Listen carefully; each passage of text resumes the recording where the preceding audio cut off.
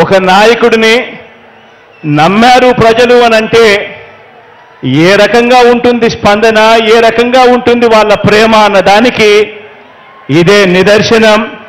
ఇక్కడ కనిపిస్తా ఉన్న నా అక్క చెల్లెమ్మలు, నా అన్నదమ్ములు, నా అవ్వాతాతలు, నా కుటుంబ సైన్యం ఇక్కడే కనిపిస్తుంది.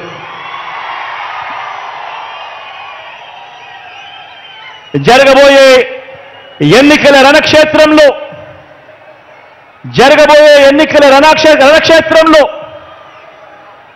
కృష్ణావతారంలో కృష్ణుడి పాత్ర పోషిస్తూ మీరు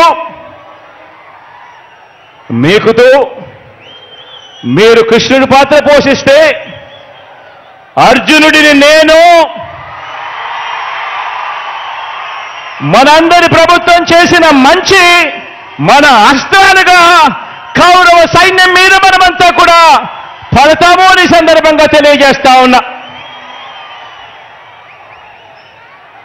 జరగబోయే ఎన్నికల యుద్ధంలో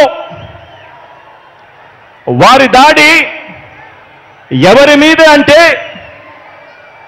మన సంక్షేమం మీద, మనం చేస్తున్న ప్రతి ఇంటికి మనం చేస్తా ఉన్న మంచి మీద, అభివృద్ధి మీద. మన ఎన్నికల మేనిఫెస్టోను మనం ఒక బైబిల్గా భావించి, ఒక ఖురాన్గా భావించి, ఒక భగవద్గీతగా భావించి ఆ మేనిఫెస్టోలో చెప్పిన 99% హామీలను నెరవేర్చి మనందరి ప్రభుత్వం చేస్తా ఉన్న ఇంటింటి మంచి మీద, ఇంటింటి అభివృద్ధి మీద, పేదవాడి భవిష్యత్ మీద, పేదవాడి సంక్షేమం మీద, గ్రామ గ్రామం అభివృద్ధి మీద, సామాజిక వర్గాల అభివృద్ధి మీద వారు చేస్తా ఉన్నారు దాడి. ఆలోచన చేయమని అడుగుతా ఉన్నా. ఈరోజు మన పెత్తందారులంతా కూడా ఎవరి మీద దాడి చేస్తా ఉన్నారు అన్నది ఆలోచన చేయమని కోరుతా ఉన్నాను మిమ్మల్ని అందరినీ కూడా.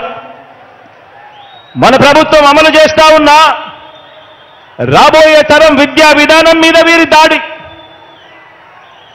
పోర్టులు, హార్బర్లు, మెడికల్ కాలేజీలు, నాడు నేడుతో మనం మారుస్తా ఉన్న స్కూళ్ళు, హాస్పిటళ్ళు, పారిశ్రామిక మౌలిక సదుపాయాల అభివృద్ధి మీద, మొత్తంగా మనం చేస్తా ఉన్న రాష్ట్ర అభివృద్ధి మీద టీడీపీ చేస్తా ఉంది దండయాత్ర.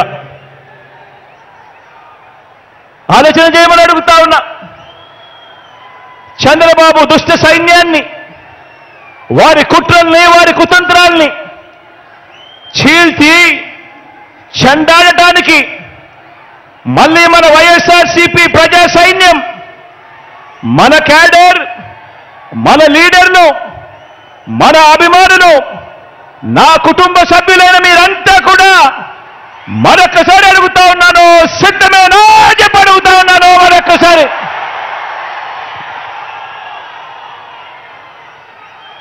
మనకు ప్రతిపక్షానికి మధ్య ఉన్న తేడాను, ప్రతి కుటుంబానికి మనం చేసిన మంచిని వివరించేందుకు ఈరోజు ఈ గోదారమ్మ సీమలో ఈరోజు ఇక్కడ నిలబడి ఉన్న